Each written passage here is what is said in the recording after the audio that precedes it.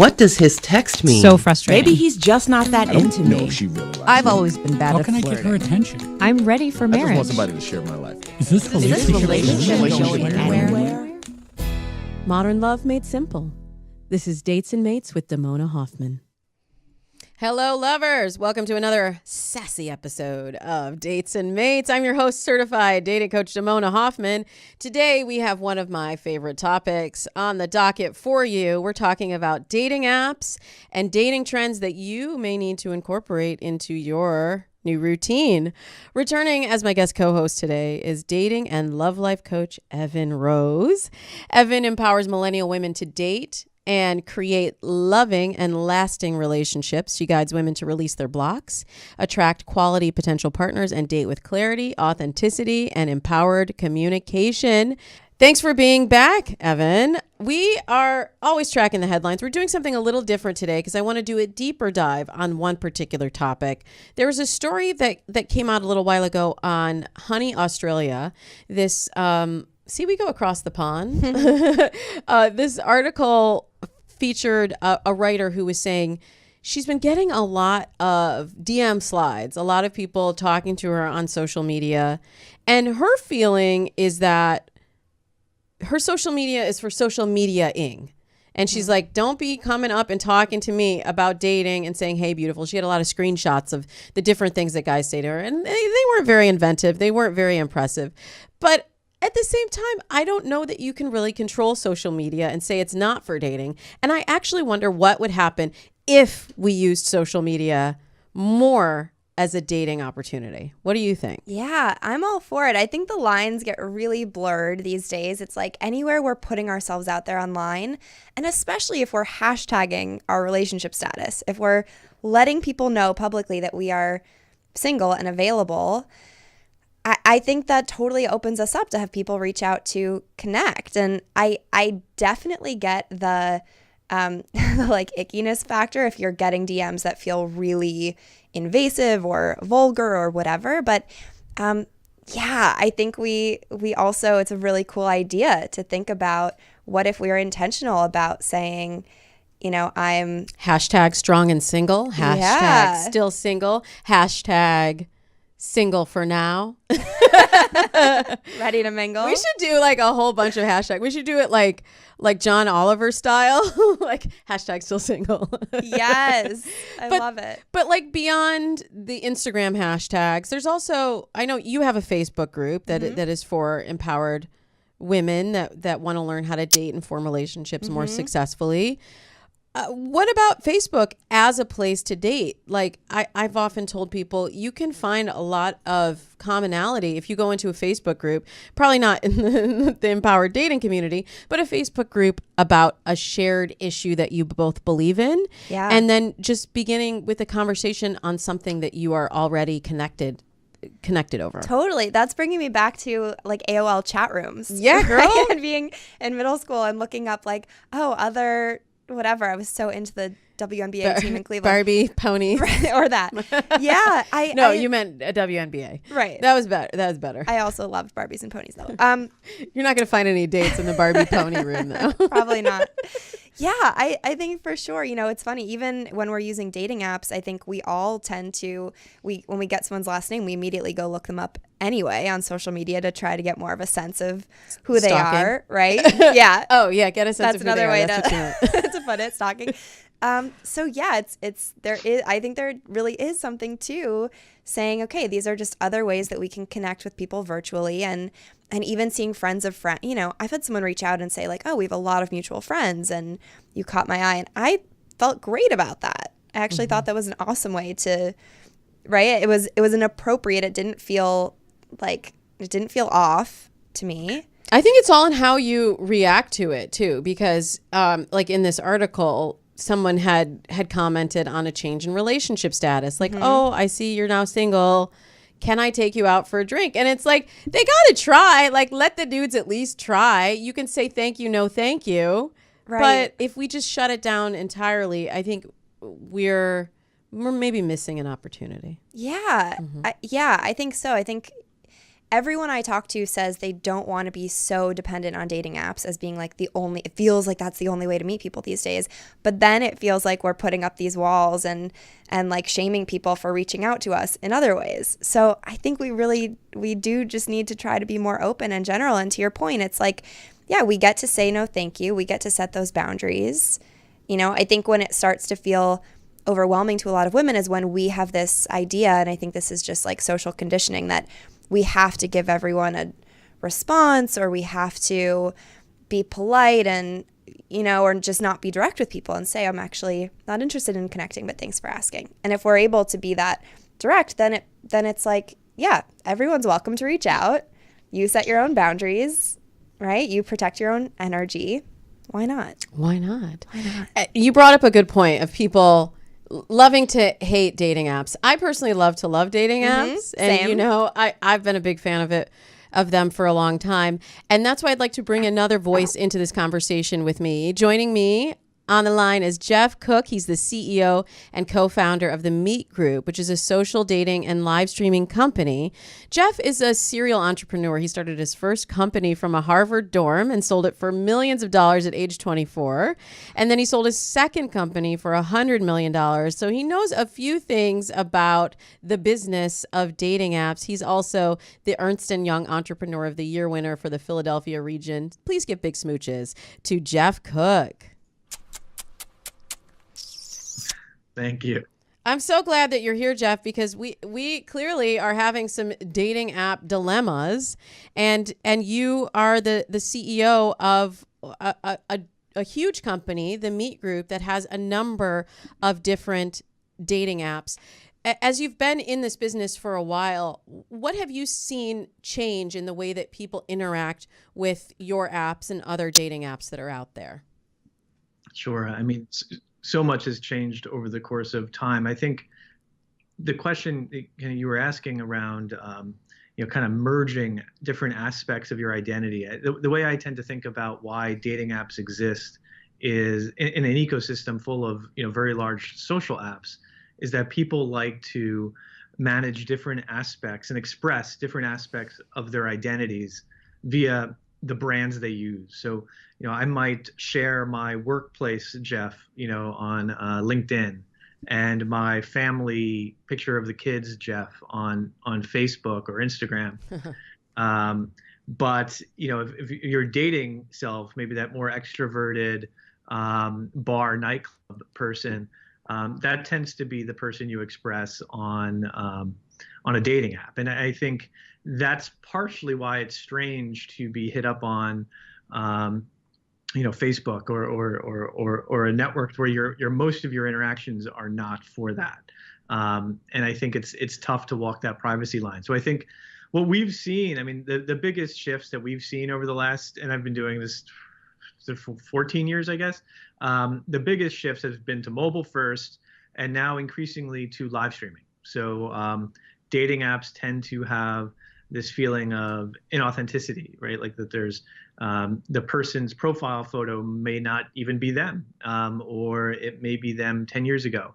And so we're seeing kind of this trend towards putting a more live experience where it's much harder to game and you have a better sense of a person's personality. And Geoff, you oversee a portfolio of different dating apps. Can you talk about how live streaming is integrated into some of the specific apps and what experience people will have when they go there? Sure. So we're still fairly new. I mentioned doing this for 14 years. It's only really since 2016 that we began the live streaming business. And in each of our apps, and we have an app called Meet Me, which is our biggest US app. We also have an app called Scout, which is more of international focused. Lavu, a European dating brand, and Tagged, an African American dating brand. Oh, Tagged, yes. And Tagged, right? And most recently, Growler, a gay dating application. You have something for everyone. Case, except for Growler, because Growler was the most recently added. We have a tab of the application called Live, where any user can broadcast and add guests to their stream if they like. And then others join those streams, and maybe there'll be 1,000 people watching or hundreds of people watching. or as many or as few as one or two people watching, and they'll be having kind of interviews, or kind of these chats, these interactive chats with the streamer. And this is kind of our first foray. The way we think of live is, and the direction it's going on dating is, it starts with actually broadcast video, which isn't necessarily intuitive, but it starts there, because in a lot of these dating apps, you have these lull periods where not enough inbound chats, or at least many people have these lulls where not enough inbound chats are coming in, or you've already hit your quota on the number of people you can reach out to outbound. And so during those times, if you're still looking for some form of human connection, which is probably the reason you're on the app to begin with, what can you do? And live streaming is this medium that blends, connection to another person with really like this interactivity. So you're watching video, but it's not like watching a YouTube video. You feel a connection to the person. You're live with them. What you're typing is affecting what they say. If you give them a gift in the stream, they express gratitude and say thank you. And so it's actually very similar and compatible with the dating experience. And we saw this first in China with the app called Momo. And they started adding it in 2015, and that's when we said, "Oh boy, this is actually really interesting. Let's build this out." But as we progress, and like now that we've got this, and it's a good business too. It grew in 14 months. It grew to about 80 million plus revenue business. As we progress and think, well, what's the next for video and dating? We're adding one-on-one video. Of course, it's very reasonable to take your broadcast video to find someone and go have a one-on-one video. We're adding dating games, live interactive dating games, and further out group video, because we think people. It's another way people connect. That's great. I've been doing this for a while. I've also seen this this trend towards authenticity, because, and this is something like as I'm coaching clients one-on-one, and Evin, you probably experienced this too, when I'm helping them figure out if somebody is a good match. As you said, the first filter is this even real? Is this even a real profile? And then the next layer is like, okay, is this person compatible for you? Do you experience that too, Evin? Definitely. Yeah. And I think it's a little nuanced too, where it's like, sure, are they real in a that they're not catfishing you sense? And then like, does it just feel like they're showing up as a full person and not such a curated profile trying to be some really specific image that you actually can't get a sense of this human being? So right. I love the live stream idea, that there's more interaction and more seeing someone, hearing their voice, seeing their mannerisms. The voice is important. So important. But there's one thing that I just question, Geoff, in terms of the live. I always tell my clients, you only get one chance to make a first impression, right? And so doing a live from your couch, just watching the game, wearing your sweats, with ketchup all over your face, doesn't really make you seem that dateable or attractive. Are there any guidelines or tips that you give people before they go live to make sure that it's going to be a successful and worthwhile use of their time before they hit that live button? Yeah, no, that's a great question. And, I think the thing to bear in mind is, we have 4.5 million or so users who log in every day. And we have on the order of 900,000 or so people who are watching these live streams every day. So about 20% there, give or take, are watching these live streams. But only about 100,000, a little over 100,000 people are streaming. So the fact of the matter is, it's still super early for live streaming and dating. And as far as I know, we're one of the bigger live streaming and dating companies. And so most of the people on the app today still don't have an intention to live stream. And I think largely for the reason you say, you're much more likely to watch a live stream, but it's difficult, to put yourself out there. Right. And there are things that, and maybe even imprudent in certain situations if you're covered in ketchup. And so I think that what we do have, we've actually built up a 24 person talent team, a dozen in the US and a dozen in Europe, to help the streamers, basically the broadcasters, know what it is that makes a good stream. which isn't necessarily so obvious. And so that's definitely part of it, is really just coaching up the talent, helping people, giving them tips. And we also have kind of like a mini little course you can take to be a good streamer. But things like lighting matters. You have fabulous lighting, by the way, for those watching on the live stream. You're lit very well.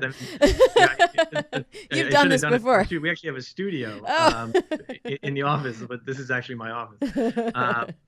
But also, the other element of that, once we've determined that they're real, is that we're compatible with them, and having a portfolio of meet group dating apps, you probably are also examining factors of compatibility. What are some of the patterns that you're looking for, and what are some of the ways that you think users can judge compatibility more effectively in the dating app space?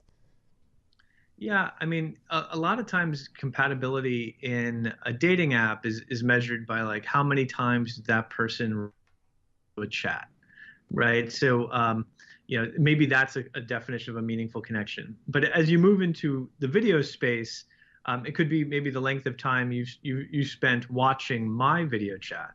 And we also try to just figure out the length of time or the number of people you've met from the network in real life. So, I mean, I think there's a number of different inputs that go into it. But, if the question is more around like what is the algorithm of surfacing users to each other. And what interest, like I see people saying, oh, I can't date that person because I saw their Spotify preferences, what they were listening to, or, that they like baseball and I hate baseball. They like WNBA and I like ponies. It's never going to work. And then they just eliminate it. But are there things that you're looking at as possible predictors of compatibility in the interest space too? So, we're doing a little bit of experimentation around actually podcasts as a way of potentially telling you something about the person. And do people who listen to the same podcast, or at least enjoy the same podcast, are they naturally more compatible? I mean, if you could listen to 10 hours of a particular, like the end of the world, that probably tells you something about a person. Like they're interested in science, existential risks, there may be a deeper thinker. What do podcast listening habits have to do? Now you might say, well, that's kind of strange, but but I think that if you believe that the number of podcast listeners will go from 30% to 70% to 80%, maybe it's not so strange. Other media types, of course, are important too, but I wouldn't overstate that, because I think that the beauty of live video is, and I think it's the beauty of many different relationships, like if you just reduce people to a set of attributes, you do a pretty terrible job of predicting who they end up with, at least like for most marriages that I know about. And so, I think that spark is really important. And that's why, meeting someone in real life and really assessing and maybe in the first 30 seconds, it might be enough to get at least a pretty good indication that you would never be able to tell from 3 weeks spent going back and forth via chat. But in a live stream, you can at least approximate that, right? Mm-hmm. Like you'll get a sense, is this person giving you their attention? Do they seem sincere? Are they worth meeting in person? Because it is painful to go meet someone and find out 30 seconds into it you don't want to. Mm-hmm. Right. And so, I think live streaming will play an ever increasing role. I think, like will dating have more or less live streaming 2 years, 5 years from now? I mean, I think the answer is dramatically more. I think it'll be common to connect with someone and then first live stream with them. Either one-on-one or in some other group setting, before you want to actually take the step and meet for coffee or something else. Yeah, I always have people do the phone call first, or you probably have people FaceTime, right? Yep. I'm coming around on the FaceTime. I just think you have to prepare for it the way you would for a date. But I think it's very important to make that personal connection. And like you said, Geoff, move off beyond the chat to get into the real world. see what they really are like, and whether you can spend an hour or two with them. Because if you go on the live stream and you spend 5 minutes and you're like, I can't stand this person's voice, right? Forget it. Right. Forget it. It's very easy to swipe to the next person versus spending 30 minutes with them in a coffee shop. Right. Mm-hmm. Right. Exactly. But we have to get more people offline, because I've always believed that dating apps are the tool. They're just the tool. We like to put down on dating apps, and some of the things that you're doing with the Meet group, Geoff, are really fantastic, and I think are fostering more sense of community and engagement to then move people into the real world, because that's the real goal, isn't it? We want relationships, right? Mm-hmm. Thank you. Thank you for that. Well, thank you for joining us, Geoff. You can follow Geoff on Twitter at Geoff Cook, or his blog, geoffcook.com. We'll put the link in the show notes. Geoff is spelled Geoff, Cook, COOK.com. You can also look for the Meet group dating apps in your area and maybe make your own connection on Meet Me or Lavoo or Scout or Growler or any of the apps within their portfolio. Thank you for being here. Thank you. And thank you, Evin. I have to invite our listeners to join your free empowered dating community, where they can get access to your insights and your real talk and your encouragement on Facebook. So we'll put the link in the show notes. Awesome. Anything else coming up there on the Facebook or anywhere that we should know about? Yeah, so the Facebook, like you said, is my free, the Facebook. The Facebook That's is why I have to do that. the free community. And then I work with women in my group coaching program, my Love Life Transformation 14-week program. And actually the next group launches in like 2 weeks. I have a few spots left. So that is for 20s and 30s high achieving women who are just really ready to shift and level up in their love lives. Great. Yeah. So we got to get some of our Dates and Mates listeners into your group. And I'd love to have you join me for the next episode, a very special episode, Q&A, just our listeners' questions, just for you. Just me and Evin doing the dang thing for you. Let's do it. All right. I hope you've enjoyed episode 255 of Dates and Mates. Tell me your relationship troubles so we can answer them on a future show. You can email me at damonahoffman.com. You can hit me on Instagram. You can slide into the DM. Hashtag strong and single. Hashtag Damona Hoffman help. I'm on Facebook, Instagram, and Twitter at Damona Hoffman. And if you like this new version of the show, we did a little condensed version of the show. If you like this, we'd love to know. Tell us on iTunes. You can leave us a review there. You can email me, tell your friends, whatever. We want to know what you love about Dates and Mates, and then we will bring you more of it. Until then, we wish you happy dating.